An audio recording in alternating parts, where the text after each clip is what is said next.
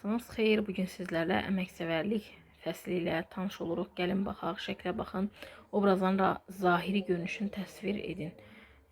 Şəkil həmin obrazlar haqqında hansı təsəvvür yaradır? Şəklə baxsaq görərik ki, bu kişi yaşlı bir adamdır, saqqalı ağarıbdır, əynindəki paltar yamaqlıdır, kasıb bir adama oxşuyur. Nəsə burada yəqin ki, kərpiç tikir. Kərpiçdən ev tikməyə çalışır. Bu isə gənc bir oğlandır. Zahiri görkəmindən varlı bir imkanlı insana bənzəyir. Bunu biraz da genişləndirə bilərsiniz. Məsələsi üçün qoca kişi fağır, zəhmətkeş bir adama bənzəyir. Yaşlı, cavan adam isə özündən razı, varlı bir insana bənzəyir. Gəlin hekayətimizlə tanış olaq. Şam şəhərində qoca bir kişi yaşayırdı.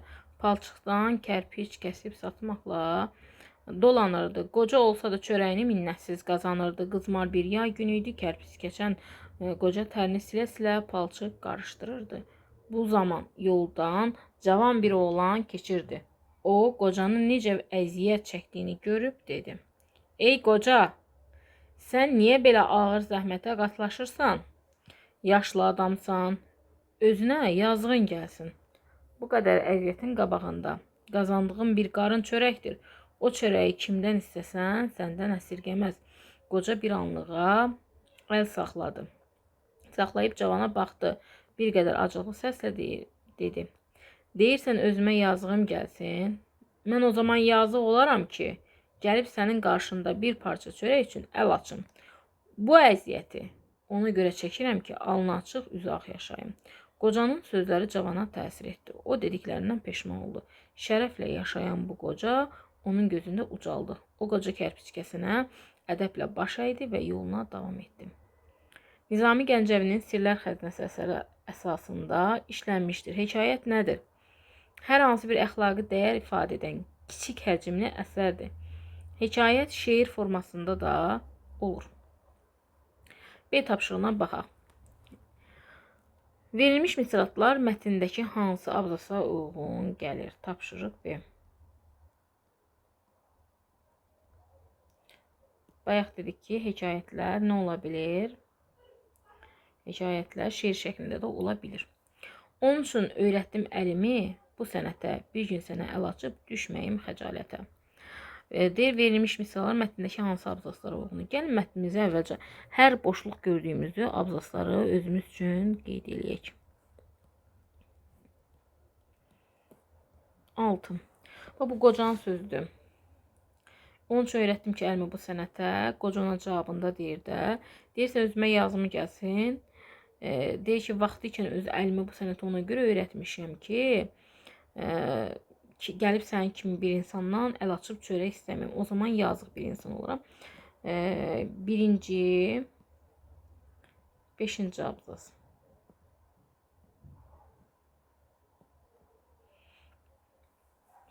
Nə vaxta dək zəhmətlə daş kəsək əzəcəksən, sudan palçıqdan əldə nə hasil edəcəksən? Gəlin baxaq, bu oğlanın sözləri də oğlan odur. Ey qoca, sən niyə belə ağır zəhmətə qatlaşırsan? Yaşlı adamsın, özünə yazığın gəlsin. Bax, bunu yazırıq ki, 3-cü abzas.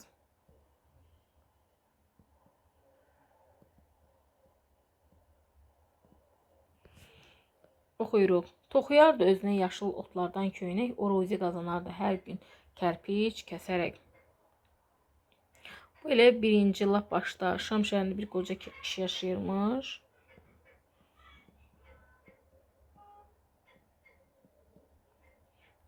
O kərpiç kəsib satmaqla dolanırmış. Keçən növbətindən. Dünya görmüş adamdır söylədiyim bu qoca öz işini hamının gözündə oldu uca. Bu sonuncu hamının gözü, onu cavan olan gözündə ucalır. 6-cı abzasa uyğun gedəcək.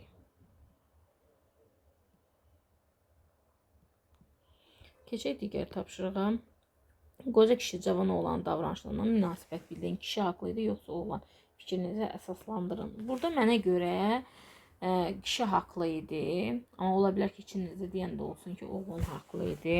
Amma öz fikrimizi hər iki halda əsaslandırmalıyıq. Görək hər iki halda necə deyə bilərik. Məsələn, kişi haqlı idi ki, heç kimdən çörək pul dilənməyi sevmirdi, xoşlamırdı.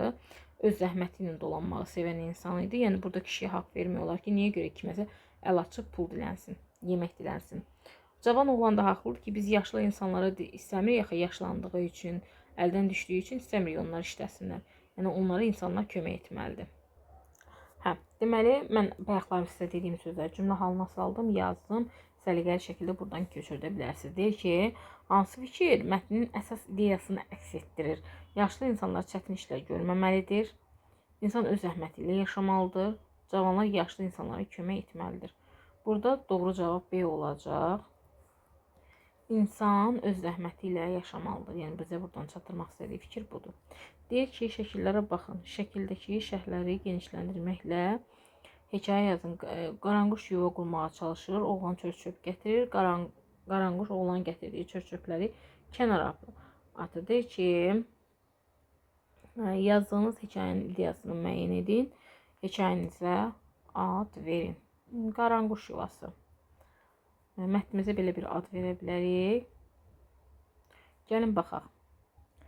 Gəlin birinci suallar, yönləndirici suallar və bu sualların əsasında siz bunu yaza bilərsiniz. Birinci şəkildə qaranquş nə edir? Kim qaranquşun yuvasının qurmasını izləyir? Bax, biz belə yaza bilərik ki, qaranquş nə zaman yuva qurur, əvvəl bir fikirləşək. Yaz aylarında yuva qurur, harada yuva qurur?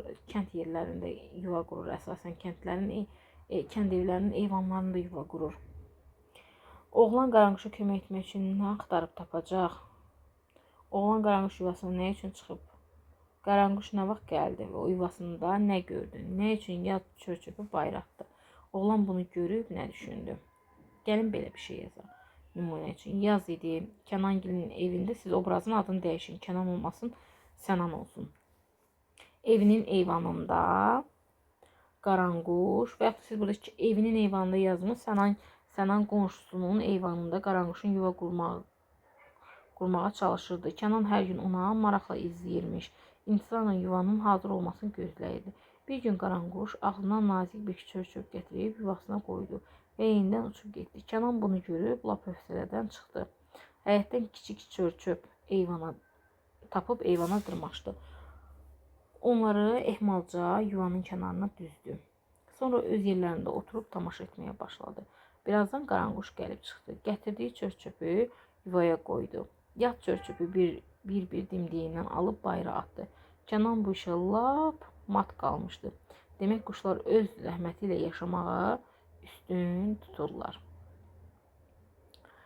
Deməli, hər kəs öz zəhməti ilə yaşamalıdır. Bax, burada bayaqki hansı kərpiç kəsən kişidəki ideya ilə bu ideya eynidir. İnsan öz zəhməti ilə yaşamalıdır, hər kəs öz zəhməti ilə yaşamalıdır. Və mətnimizə verdiyimiz ad da qaranquş yuvası oldu. Belə. Bugünlük bu qədər, hələlik. Çəkmişsizdə göy rəngdə fonda verilmiş sözlərə uyğunlaşdı. Alnı açıq. Ordumuz Vətən müharibəsinə alnı açıq, üzü ağ çıxdı. Salih tanımalı insanlardan pul istəyir, dilənirdi. Dilənmək, əl açmaq deməkdir. Zalım kraliçə qızcığazı bir parça çörəyi çox görürdü. Əsirgəyirdi. Mən istəmərəm ki, onun qarşısında baş aşağı olum. Xəcalətdir. Kərpiç kəsən kişinin hekayəti əsasında ssenariyi yaz. Yazaq. Oğlan kərpiç kəsənə yaxınlaşır, deyir. Ay qoca, sən niyə özümüzdən ssenari yazmalıyıq? Gəlin yazaq. Hə, mən belə yazdım. Ay qoca, sən bu yaşda niyə belə ağır işlə işləyirsən? Bəs mən işləməsəm nə yeyib, nə içərəm gənc oğlan? Sual işarəsi. Heç kim səndən bir qarın çörək əsirgəməz. Yaşlı adamsın, özünə yazığın gəlsin. Qoca da deyir ki, mən o zaman yazıq olaram ki, kimdənsə çörək üçün əl açım. Bu zəhməti ona görə çəkirəm ki, uzaq yaşayım. Oğlan da peşmanlıqla deyir ki, bağışla, sən haqlısan. sən şərəflə yaşayan insansan. Bax, mən bu cür yazdım. Siz də dəyişiklik edə bilərsiniz.